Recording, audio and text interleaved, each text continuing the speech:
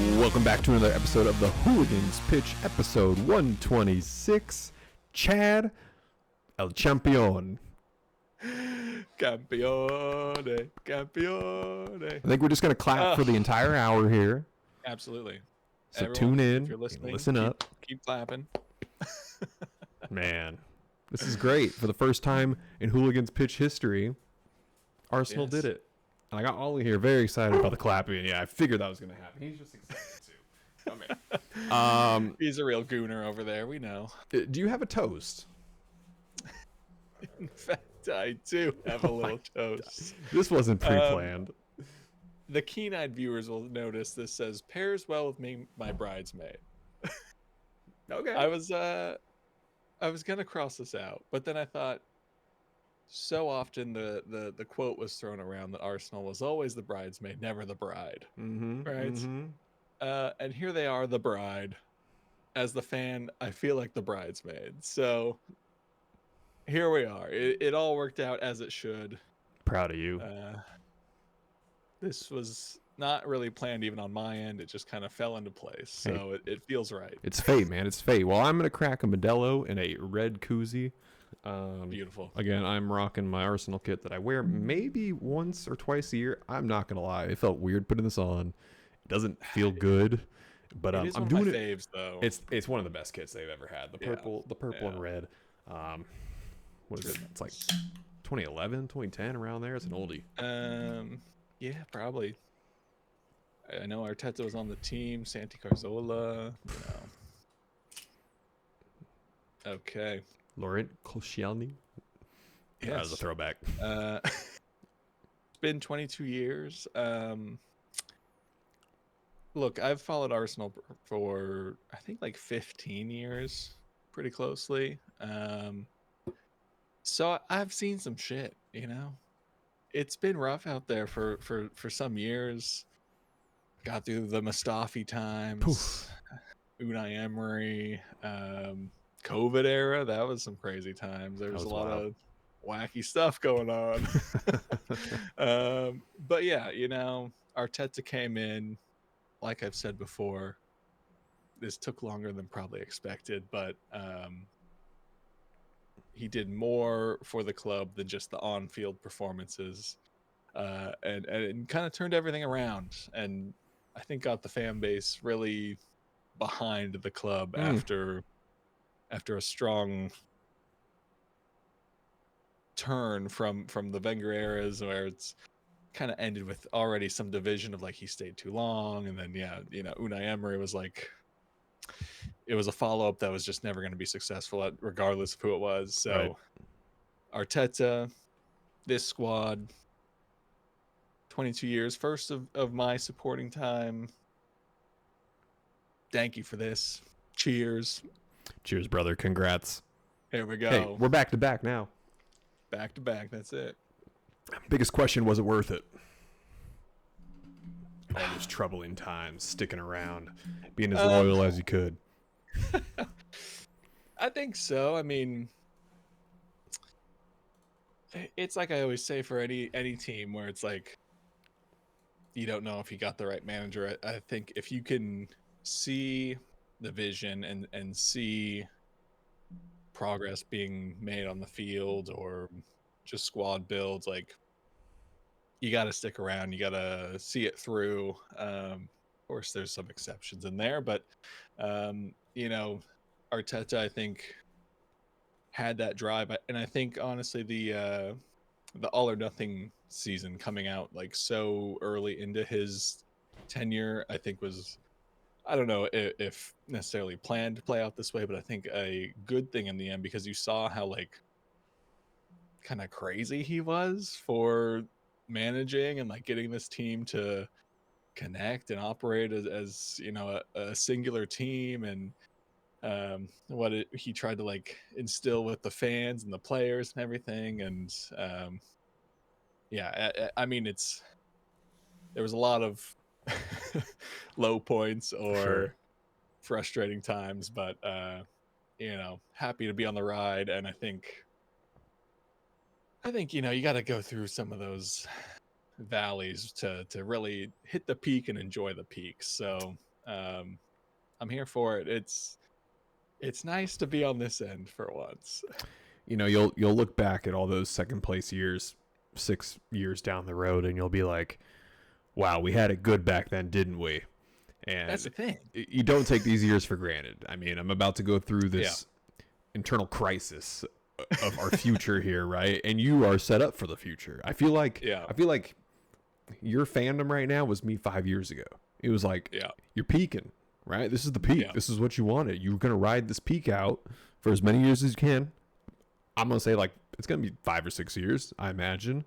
You know, Yeah. players will come and go, but the core of your squad is young enough to where we're gonna see that play out to the end. And boy, that day will hurt, let me tell you. But boy, you just stay grounded with this team. And yeah, I'm jealous, man. I'm really jealous because it's a beautiful thing to see a blossoming of a squad, and then you reach that goal, and then like, what's going to stop you next year? You've done it, right? Yeah. Like you broke through that mental barrier. I think that's one of the biggest things. Like, obviously the Champions League final still to come, but had Arsenal lost the league and even won the Champions League final, I feel like the league would have still just hung over them so much. For sure. You guys got nothing to lose on the weekend now. Truly. Absolutely.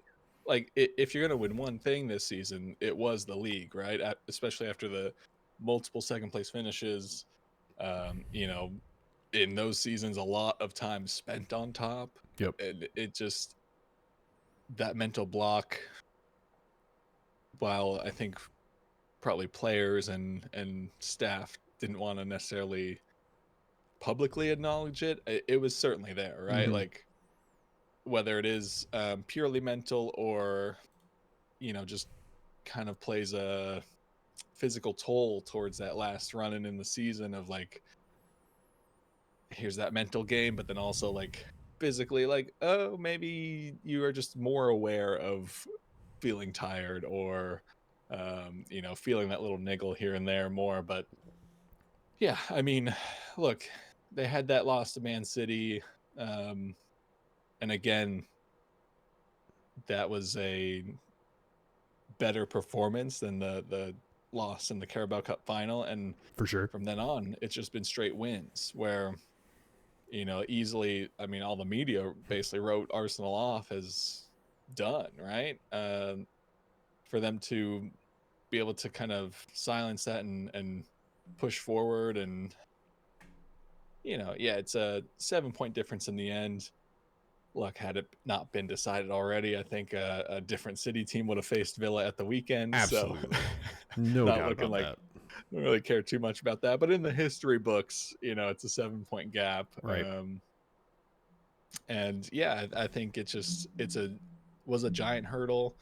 Great for this team to get over it, and even for Arteta to get over it. Like, I was getting nervous, both of my thoughts and the club thoughts of if this didn't happen this season, like, do you stick with him? Right. Is it just a, you know, this is his first managerial job? Is this just like he's kind of reaching his ceiling at the moment, and like you need to bring in someone with more experience? But I'm glad we don't have to necessarily answer that anymore. So True. good. Very true. Any favorite moments from Sunday after either in game or during the trophy celebration? I mean, I'm gonna throw it back all the way to United or City's loss to Bournemouth. You know, it was kind of a weird day for me. It was like a you know, I got to watch the game, but then had to immediately go into work, and like couldn't.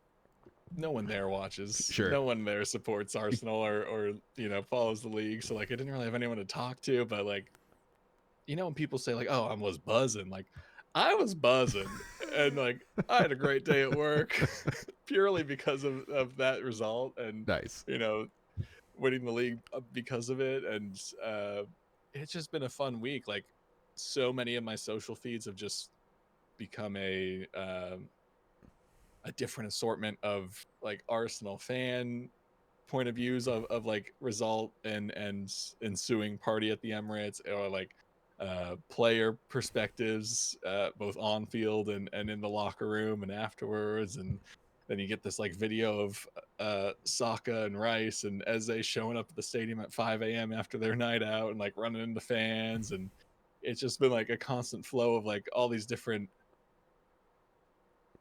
scenes, I guess, of celebration, which is cool. Like, to obviously I'm not in London and am detached in the celebration in that way, so I have to like not privately celebrate, but in my own way. And maybe that's one of the good things about social media, is like you can kind of feel that connection with some of these moments, which obviously 22 years ago wouldn't have had, you Right. know. Right. It would have been the disconnect is huge. Yeah, here in the States it would have just been like a website article and maybe a video, right? Like, right. So it's been cool. Sunday though, yeah, it was like, honestly, I just had the NBC Goal Rush on, thinking it was gonna jump from game to game a little bit more, like a red zone vibe. Okay, it did not. It was like purely on the Tottenham game, which I wanted to keep an eye on anyway, and then would just kind of like peek into goals or chances at goals. So that was a little bit disappointing, but it was nice that you know, league was settled, so like I didn't really have to worry about the Arsenal game there. But yeah, I mean, the whole trophy lift was great. I don't know if you saw Arteta with the trophy where he's like running and then he does a little circle and like runs to the fans. And yeah, just the fan interaction, the players, like everyone's loving it, everyone's having a good time. I watched a video of one of the Arsenal bloggers today, and he said, like, you know, game had ended and it had been a further like 2 hours, I think, after game ended, and fans and players were still there, still celebrating, having a fun time. Like, it looked great. You know, I'm glad fellow Hooli Sammy is out there right now, enjoying it. Looks awesome. It's gonna get to go to the parade and all that. Like, it's a cool time. It's I just like that I'm able to feel a part of it through social media, even though obviously I'm not having that same party here, but I'm trying. Yeah. You're trying your best with what you got, which is what you have to do at times. Yeah, that Sunday was a trip. It was, again, eyes weren't necessarily at the top of the table. It was all at the bottom. And it's got to be nice, though, you know, securing it. Obviously, for you, a match day prior. Liverpool, for me, was like 4 match days prior. But there is something special about that final match day when it is a back and forth between games looking for results. I think it was, 3 years ago when Arsenal was down 1 point from City. And that game was just, the last second of the ball mattered. And for me, as a neutral, if you're going in as a neutral, those are the best. Because truly anything can happen, right? Yeah. So yeah, I mean, congrats. The future is bright. I would think very, very bright for Arsenal. It's going to be a fascinating season next year without Pep, and what City. I mean, spotlight right now is no longer on Arsenal. It is on City, and if there is a blimp in the radar for them of anything negative, oh my God, what a shitstorm that is going to be. Yeah, and I know that's too early. We're going into next season already. I know, but it's like for me to look forward to what, I don't know, what's going to be the exciting thing next year, because everyone's been waiting for Arsenal to win the title. That happened. What's next? What's next for the Premier League? What's going to be the next big headline? It's a. I feel like we're hitting this next generation, next era of Premier League right now. Sure. Yeah. Right. Yeah. Of what does the future look like? And it is, again, looking great for you guys, but for almost everyone else, it is questionable. Yeah, I mean, you just look at now the longest serving managers are 1, Arteta, 2, what's his name, Marco Silva from Fulham. Like, Emery's got to be up there too, right? A couple years. He's probably close, but for, you know, all these other top teams, well, every team to be under that is I mean, obviously a sign of change coming. Mm-hmm. And you got some big names in there now. You got the Xabi in there. You got Alonso coming in. Maresca, maybe not a big name, but going to a big team. So yeah, it's going to be interesting. Like Carrick finally signed on for United, which I think was a smart move. We'll see if he can continue what he's been doing for the latter half of this season. But Right. yeah, I think it'll be a interesting season of just like maybe not a lot of unknowns, but you don't have that pep like assured City is gonna be a problem. Nope. It's and there's just going to be so much turnover with some of the teams outside of Arsenal, right? Sure, A yeah. lot of people coming, a lot of people going. It's the replacements. We just started Wrexham this season, and Rob and Ryan are saying the same thing. It's like we just signed 17 new players, and this feels like a totally different team. Yeah, so it's going to be interesting from a Liverpool standpoint. I just I don't know. But going back to Sunday, quick vent. Sure. Everton, you twats. You wasted 90 minutes of my life when I could have been watching Mo Salah go out, Alisson Becker going out.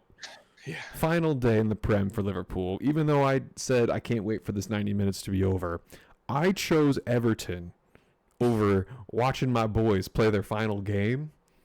And I am disturbed. What a shit performance. You telling me you can beat all these teams. You could, be a giant throne killer for City. I believe they took down United this year and Chelsea. Like they had the capability to do this. You and I both said it. They didn't start playing that game until the 90th minute. And then they all of a sudden said, we should maybe try to do something here. What the hell's the point of that? Yeah. What was that? What was that game? It felt like such a I don't want to say like a slap in the face, because like that's selfish. I wanted to see them take down Tottenham, but I mean, I feel like you gotta go out with some dignity here, right? Of like, yeah, this season, let's be honest, this season probably played out better than you expected. It could have ended a little bit better had you got the win here, but like, to go out final day, especially with David Moyes as your manager, knowing that like a win here basically secures West Ham safety, like I don't know, he had to get those guys more motivated, more up for it, more focused, I guess. Like, I get it, last day, your position in the table at this point doesn't necessarily matter, but man, to go out there and just like, they look so slow and lethargic for like 90 minutes basically of the game, and then all of a sudden turn it on and get a good shot, force a good save, and they had chances to not only draw that game, but yeah, if one of those goes in, for sure they could possibly win it. It just made no sense of the timing of when it all started happening. It's like they forgot they could have done something major in the Premier League, and honestly, maybe got some headlines that way. Instead, it's a no news situation. All spotlights on Tottenham now. West Ham put themselves in that place. We talked about that too. You can't blame Everton for not relegating Tottenham, right? West Ham should have done their job, but it was just a shit performance. And to try to turn it on when they saw plus 12 come up was I don't know. It was disappointing. I'm kind of over Everton again.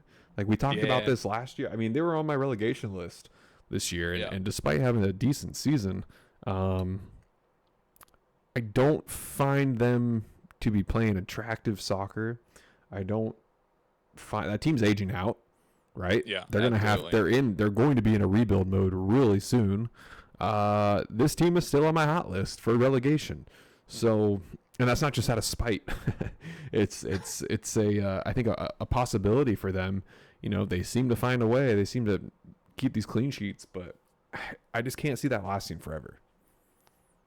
Yeah, I'm just kind of looking through their squad age right now, and like I think they have a decent spread of age, but like so many of their key players are either late 20s or early to mid 30s. And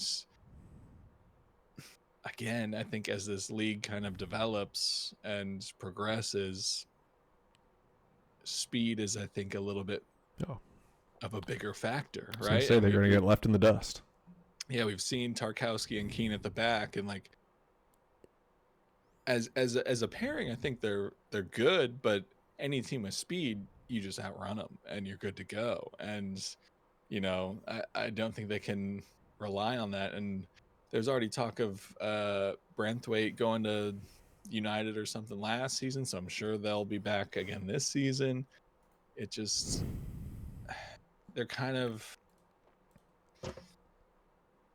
they feel a little bit like Fulham to me, where they're not doing anything to really progress as a club and a squad. And I think, I But don't know let if me I'd. ask you that question though. Has Fulham improved just slightly with each and every year we've seen them? I think you could argue yes.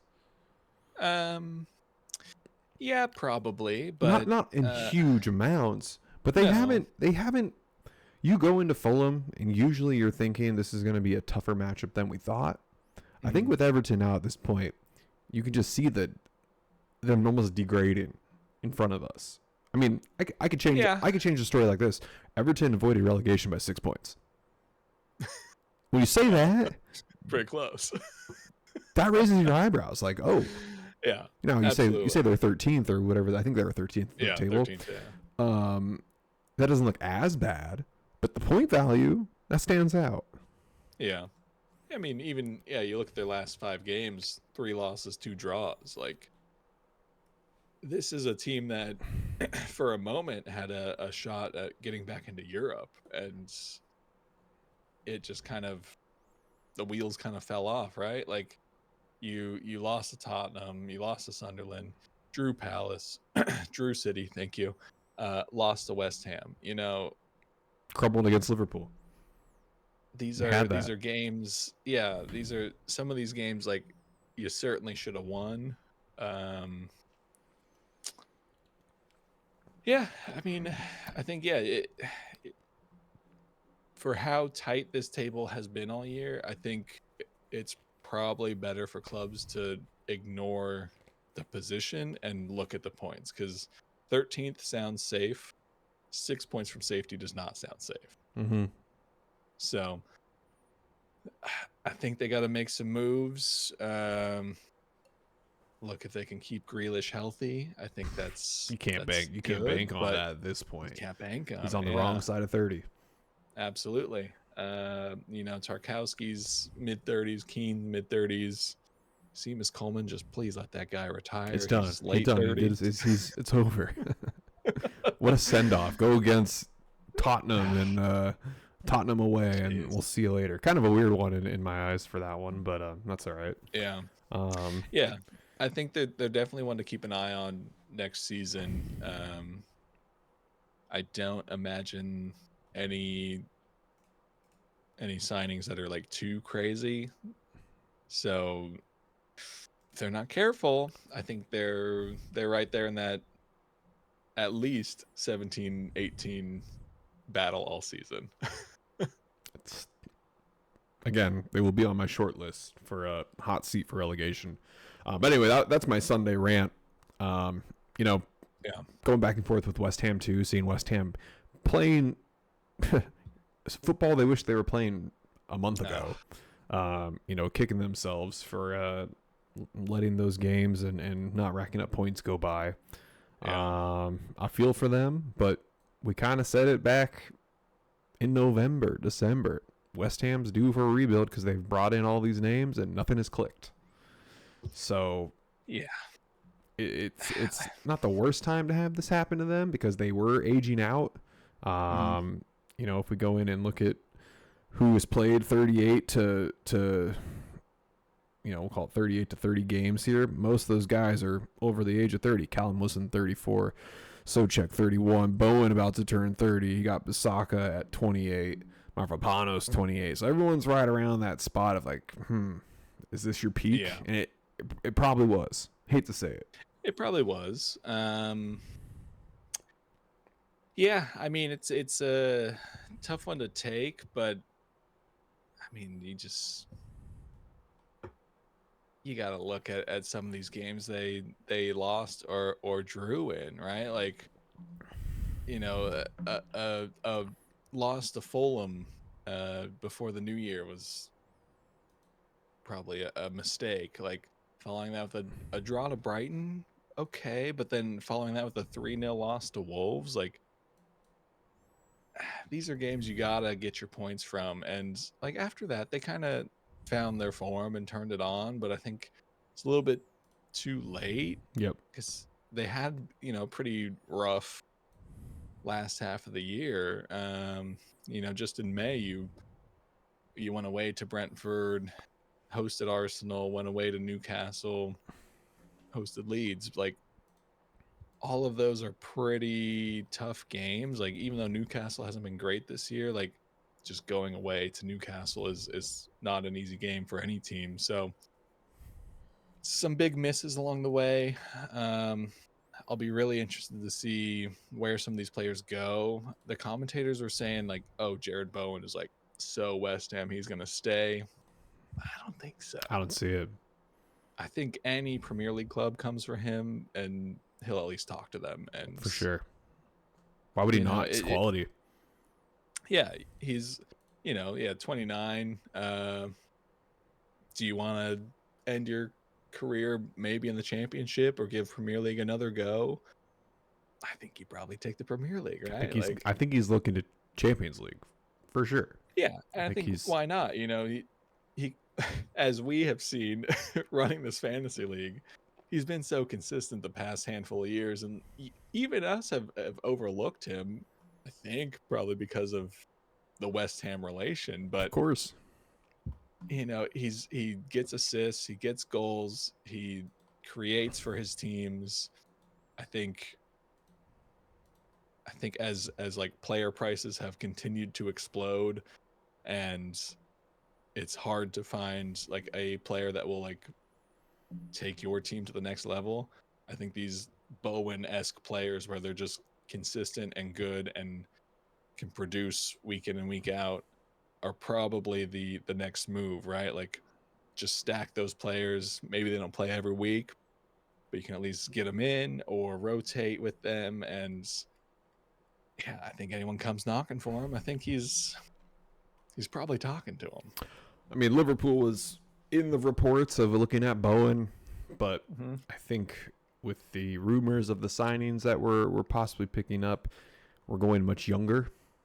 Yeah, I get that. Which, it does make sense for our timeline. But again, depending on what Bowen's price is, like, I mean, Footmob right here has his value estimated at 43 million, which, I mean, they just got relegated. You could probably knock that down, maybe another 10 mil. It's a little high. I think 35 would be the right price, and then maybe go no more than 3 years. Get him to fair. 32, kind of similar to what we did with Mo. I think tactically he would have fit better in Liverpool's system this year than Mo. I think so. If that's the way we're playing, bring in Bowen. He's not kind of the run and gun player, the style we've used to have. So I think he could slot in perfectly. Yeah. But is that the direction we want to go? Do we want to sign someone who's about to hit 30 when most of our players in the last transfer window have been, I think, 25 or younger? I don't know if we've signed anyone older than that. Or I should say transferred them in. So, it'll be interesting. Again, I don't know what to expect. Arnie Slot's saying we need to sign wingers, and I need to remind myself that we had probably the best right winger last year. And then we also had maybe the second or third best left winger last year too, Mhm. and then we sold him to Bayern, who just, of course, raised him up another level. So we need to Absolutely. buy wingers, but we just got rid of the two of the best ones in the world. So how about we solve the problem of Mhm. conceding a record 78 goals this year? How about we figure that out? Was it that many? Damn. I think Senese needs to be target number one. Yeah, sure. We need The fa- some but wait, before you move on, the fact that he's apparently in talks with Tottenham awful, is wild. and he'll probably go there. He'll probably go there, but like as a player, you see Bournemouth on the rise here. I get managers leaving. There's some uncertainty in your future, but you're in Europe. Tottenham is not. Tottenham's had 2 seasons in 17th. What a downgrade! Makes no sense.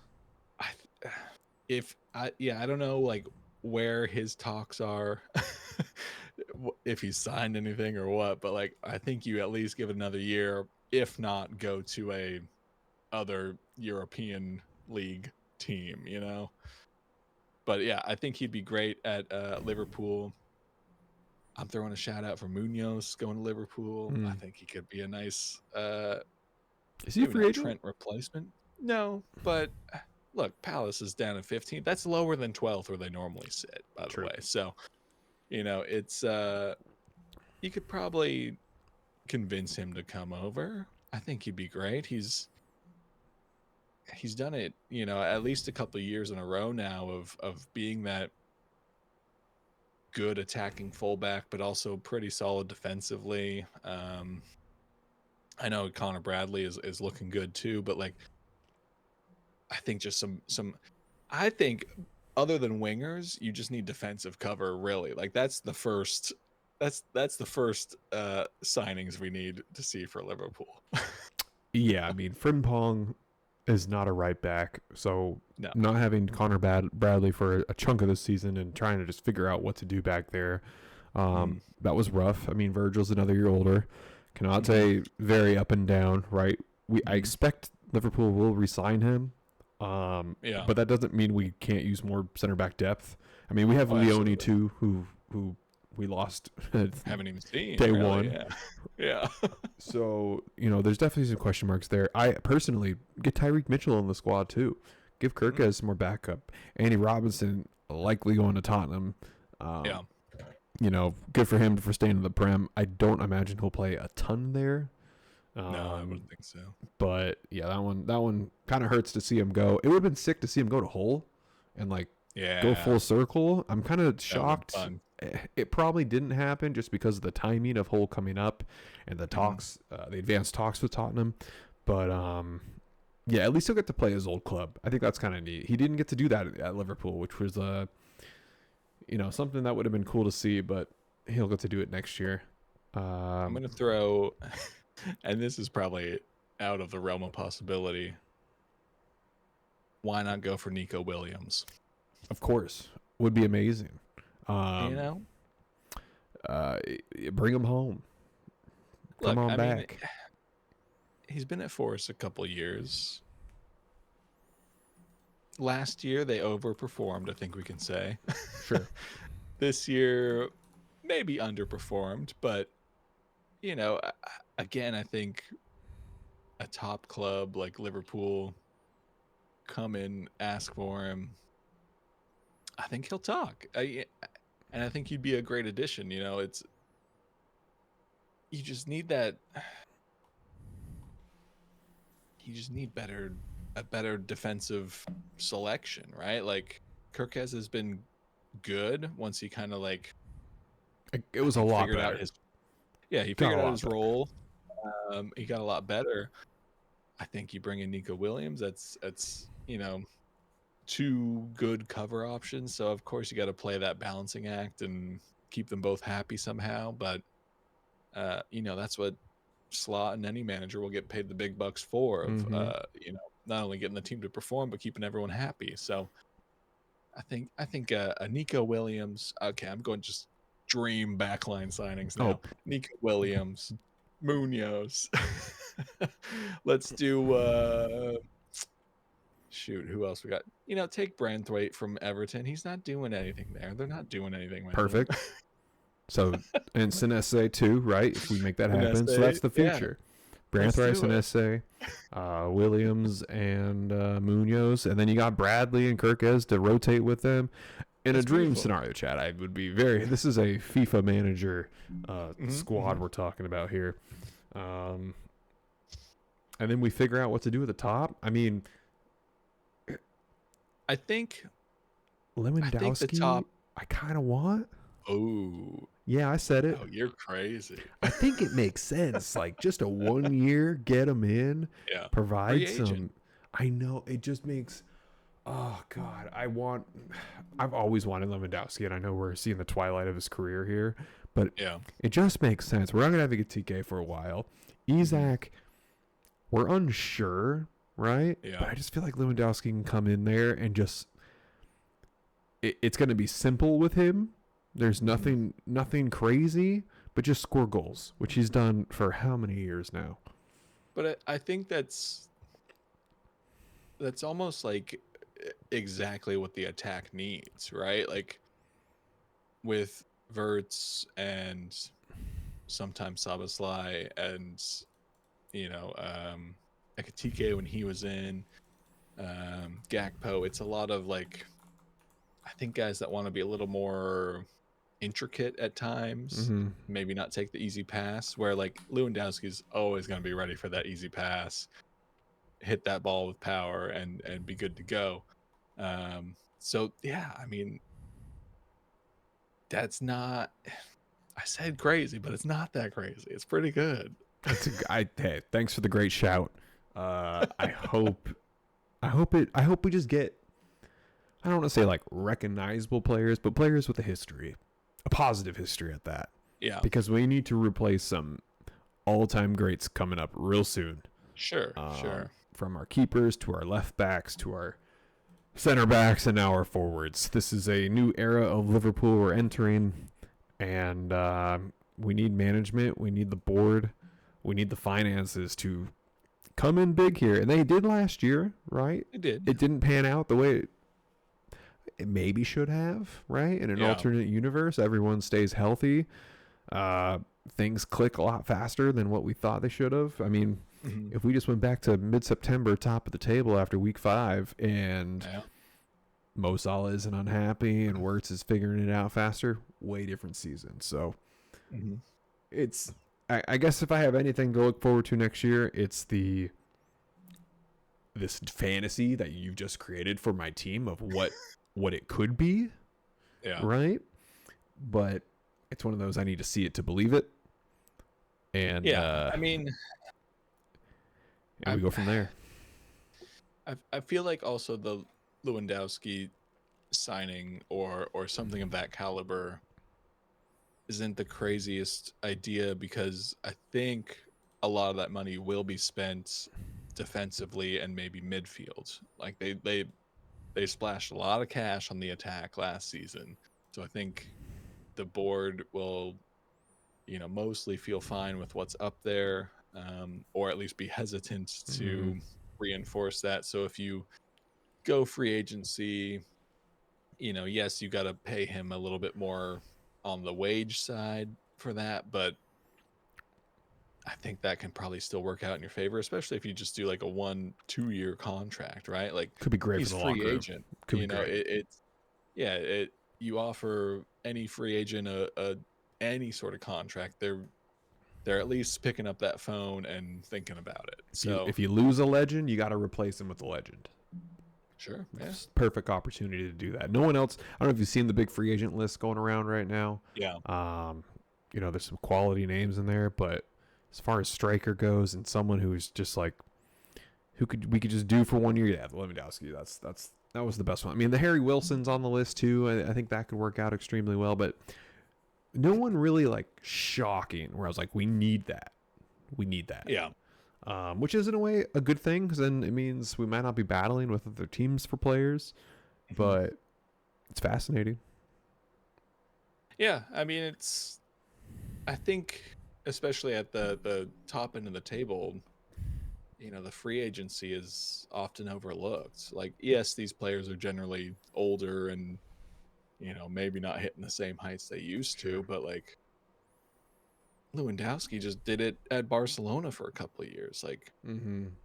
is he the same as he was at Dortmund and Bayern? No, but he still put in a good chunk of goals, and he's still a capable striker that, if anything, you throw in later in games and feed him the ball, he's bound to get some shots off at least, and if not get a goal, create a little bit of chaos in that box, and someone can pick up the pieces from there. But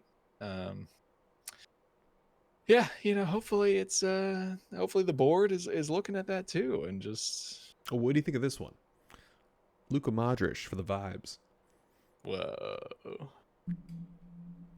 I mean, it makes, again, like, even though they're older, it makes so much sense for all the young guys on this team to have legends, all-time great legends come in and like figure out this locker room. Because with Mo not being the best leader we've ever had,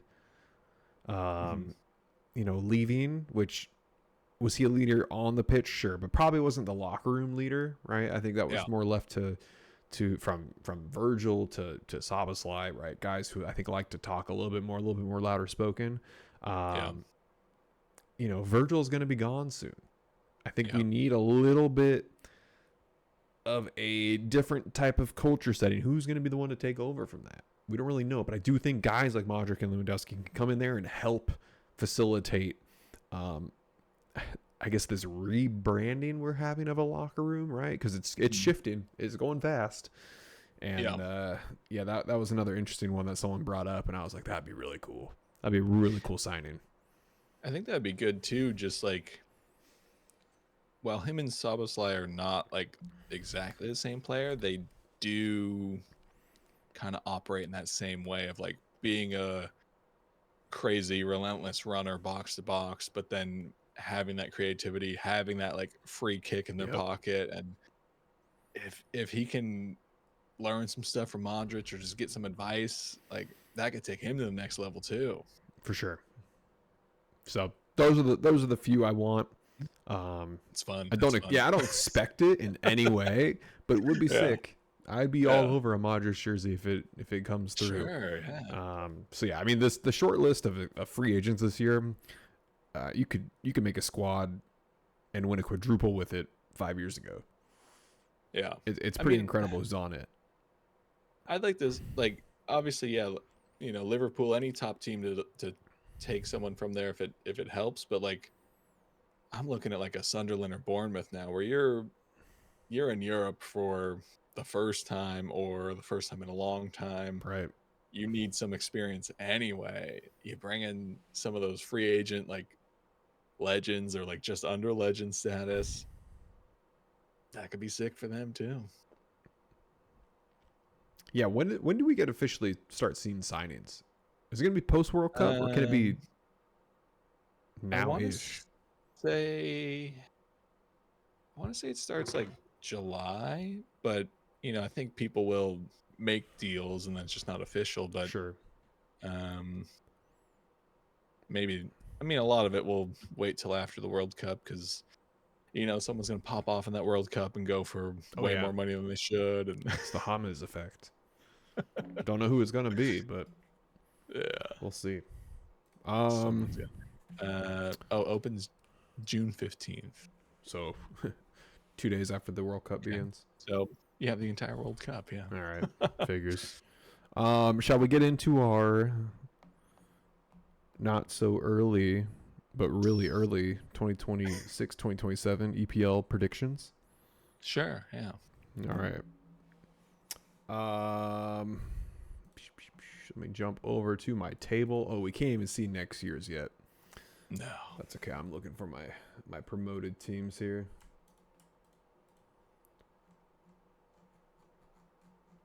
So I'll start with this.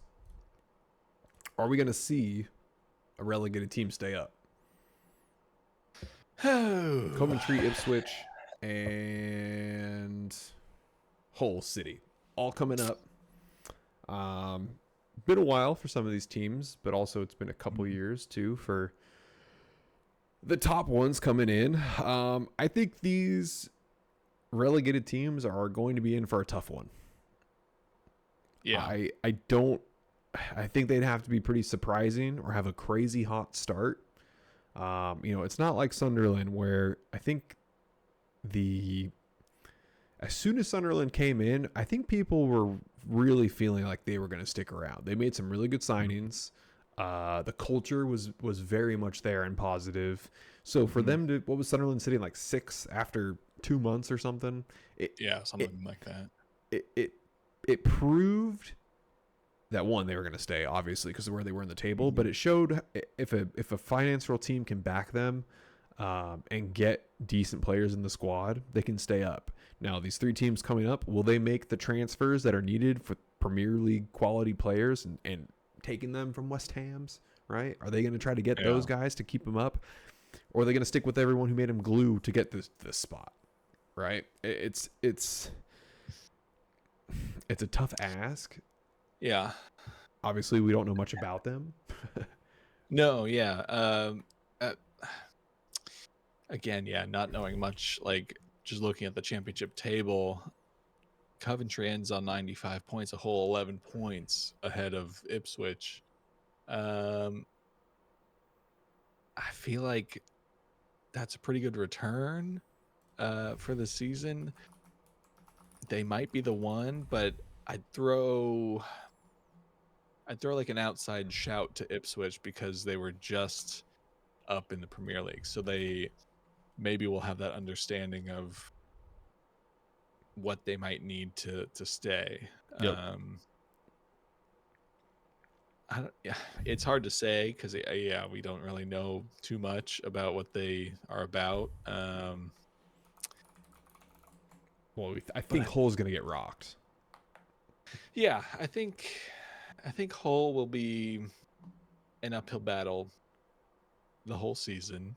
You just got to pray you're not as bad as Wolves, or was it Sheffield United was terrible Yeah. a couple seasons Yeah. ago. um, I think you if you're any of those three teams, you gotta look at Sunderland and maybe even Leeds and try and try and harness that energy and Right. tactic that they use, because it shows that like you can come up and make some smart signings. Granite Xhaka going to Sunderland was, I don't think, on anyone's bingo card, but it's an incredible pickup, It and worked. not just for like the experience, but he like wanted to go to a team that Yep. was, I think in his mind, I think he thought was gonna be fighting for relegation.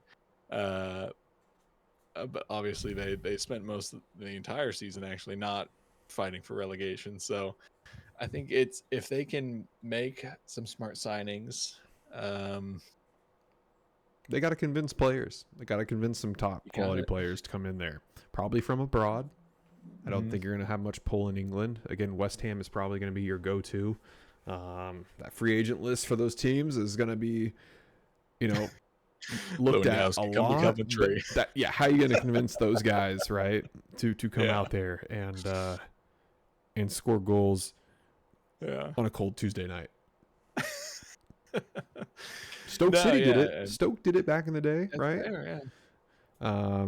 But yeah, just that's my big worry. I just don't see those teams doing it. I felt like at the beginning of this season, we probably said Sunderland was going to stay up. I think Leeds was probably on the cusp Mhm. too. But this one, I don't feel good about it. Prove me wrong. Prove me wrong. Yeah, I think if I were to pick a Premier League team to be in trouble, I think Everton's definitely there. Um, Probably throw a shout for Forest, and I'm gonna throw one for Tottenham still. 2 back-to-back 17th place finishes. How can you not?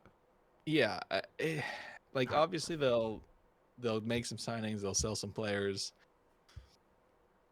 but my thing, like it's been funny after, De Zerbi got there and Van de Ven and Madison, all these people coming out saying, "Oh, the coach is great. He's really turned this club around." But like, I get other coaches were employing different tactics, but the players themselves on the pitch were just hot garbage for the entire season. No motivation. No, and if you can't, as players, recognize, okay, maybe we don't agree with the coach or necessarily like this tactic, but once we're on the field, like, that's just us. Coach can yell at us all we want, but if we get the results, then that speaks for itself. Like, you did none of that, right? It falls on leadership, not just from the coaching staff, but on the Sure. pitch too. Yeah. I mean, Romero is arguably probably one of the worst captains you could probably have right now, with how temperamental he is and his antics on the pitch. Doesn't feel very professional at times, right? I think Polina, he's probably going to be, I imagine money's going to get thrown at him, and he was arguably the most consistent player for this team. I think you have to. Yeah. So there, I feel like he is the key re-signing here, since De Zerbi relied on him so heavily, in these last 5 matches. So yeah, I mean, this team has Richarlison starting as their striker here, and with the amount of injuries they had, sure, that's definitely a problem. And I hope, I want to see teams go through a whole season without injuries, but they're inevitable. They're going to happen. How do you manage them? And who do you have to back up those players? I mean, we can look at Liverpool, for example, how many devastating injuries they had, who backed those players up, and we still have a Champions League spot. Yeah. Now, a lot of other teams sucked and allowed us to get here, but I do think Bournemouth was way more deserving of a Champions League spot than Liverpool. We just had the depth slightly to edge them out.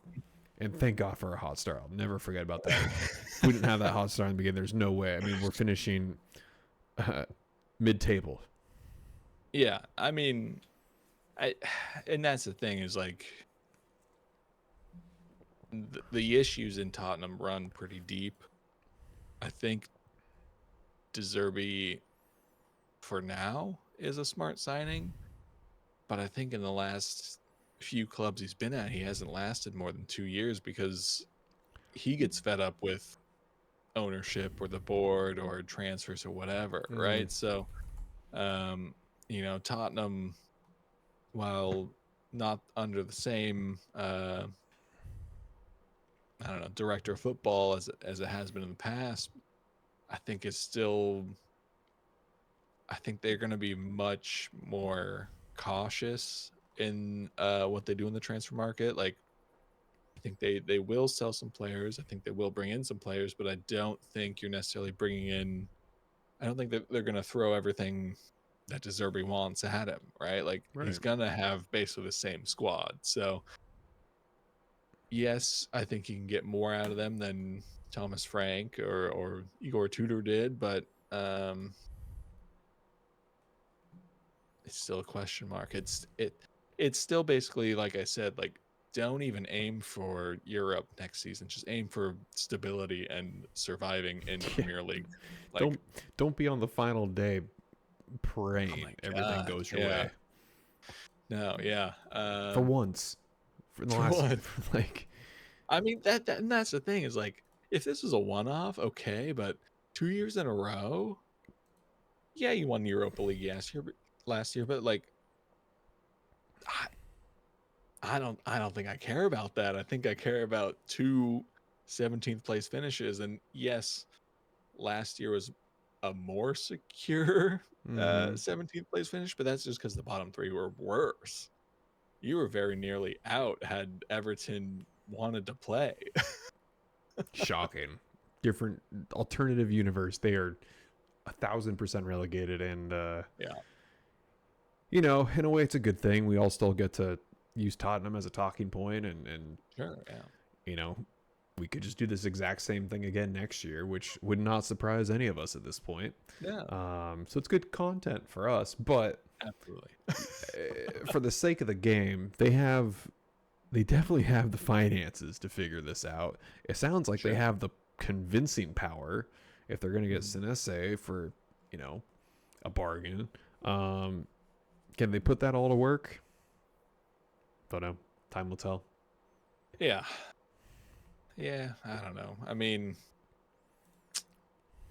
otherwise, yeah, I think Forest is a question mark. Everton question mark. I think those are the only ones. I think Leeds will be okay. Yeah. I think Sunderland will be okay. Palace, I feel like they always just find a way to maintain their Premier League status. Um, Is that the champagne? Slow it down. was a champagne. It's empty though. It's Oh, empty phew. though. Don't worry. uh, yeah, Newcastle, I think will maybe not bounce back, but I think they'll be okay. I don't know if Eddie Howe will survive the season, but Yeah. I If think they're he'll be if they're fine. mediocre again, he has to be gone. Has to be it. Yeah, yeah. Um, let me ask you this question: is Arsenal going to repeat? Repeats. Um, It's not too early to ask that. for yeah, I'm just trying to enjoy the win, right? For a much too early prediction, without knowing transfers, obviously, I say they're in they're in the driver's seat to repeat. Um, Who do you got you know, second? Who's hottest on your tail? that's what I've kind of thinking about. Like, United's look good, but they haven't had any other games to worry about beyond Premier League, which then makes me worry about Chelsea because they don't have Europe next year. They brought in Alonso. If they can make some good signings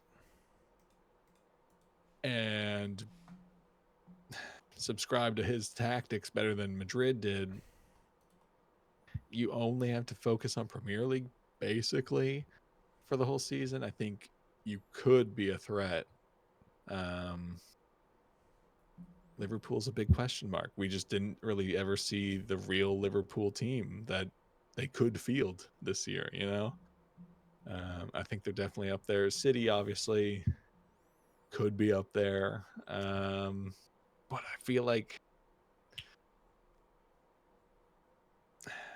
I feel like City's gonna have a rough year. They're Not due that for one, right? This is it. they're due for one.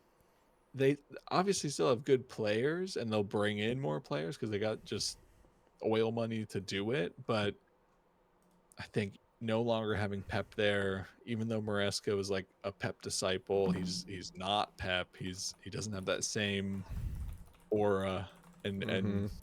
you know managerial just like status about him. I think it might be a little bit tough for them.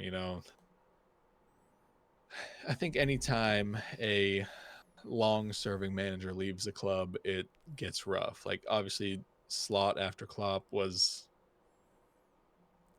maybe a one-off. Um, like credit due to Slot for last year, but like a lot of that was on Salah, right? Just like For sure. doing what he can do. So I wonder. I'll say if Maresca comes in and gets the best out of Turkey to actually play with Holland and support him, I think they can do well. Pep couldn't seem to figure it out or didn't like it or I don't know what, but um, he seems to be the main creative force on that team right now. Mm-hmm. Um, yeah, I don't know. I think there's a good amount of teams that can challenge, right? I think Arsenal are in the driver's seat just because they have a great base and you can, bring some more players in You guys don't have to that will change hopefully, much. yeah, hopefully just a few pieces that will fix some little issues or add some support. But um, I think I'll throw both Manchester clubs, Liverpool, and I think the Chelsea shout just because they have. I'm sure they have FA Cup, Carabao, but like basically they got nothing else to worry about Yeah. than Premier League. So that So, could play a big factor. so we're in agreement then. Aston Villa is going to see the biggest drop off here. I think so. Feels like they've kind of peaked as well. Yeah, I think like while they end up fourth this year, I don't necessarily think they performed as the fourth best team. Rankings were inflated Yeah, for right. most, I would say. Like it's even hard to believe Brighton was 8th, and like how up Yeah. and down their season where it was, and they were a couple points from Europe.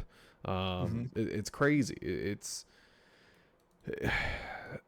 again, Liverpool's so lucky that everyone else was very, very off their games, Yes. including ourselves.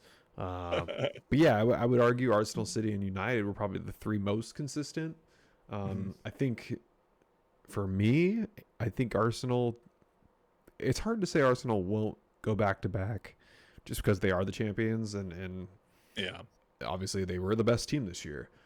But United has something, and Yeah. if what they can turn, if this second half of the season is anything like a full season for them, a little scary, right? And Bumo starting to Absolutely. figure it out a little bit more. Fernandez breaking the all-time assist record. Cunha Mhm. finally like playing like how we saw Cunha get transferred in. Sesko is a firecracker to come off the bench. Mhm. Of course, they're going to lose some pieces here, but United's got the money where they're gonna splash the World Cup Oh yeah. money for sure. Back in Champions League, who are they gonna bring in? I imagine it's gonna be a modge podge of Portuguese and French players, because Yeah. those are probably the deepest teams in the World Cup coming up. Yeah. Um, you know, Salah's a free agent. I'm sure United is probably gonna say we Could you could have imagine? some. Dude, no. I was like, I don't think Mo could humanly do that. Yeah. I don't think he'll play in the Premier League again. But like, if Chelsea and Xavi says you will play every game, and I have this tactic that's going to unleash you how it was before, if you're Mo, can you put those feelings aside? It's kind of like Fernando Torres, right? He did. Yeah. Will I I mean, be in like shock? Yes. Oh my god. and the thing is, both Chelsea and United would pay him stupid money. So It's a fear I have. It's similar to how when City was offering Trent a mm, transfer, it was like this is 1,000 times worse. yeah. Um, I hope the EPL ship has sailed for Mo. But yes, these teams, the Chelseas and the Uniteds, they're going to have money to spend, especially with Yeah. these new aspirations they're having. I think going into next year, it's just going to be a lot more tougher for Hmm. Liverpool. I think again, Arsenal has a great base. The ceiling is still growing. We don't know what their Yeah. ceiling is, but their floor is so high. Yeah. I think that's a big thing is you know, Saka certainly didn't have his most electric season, but he seemed to be dealing with some injury the whole time.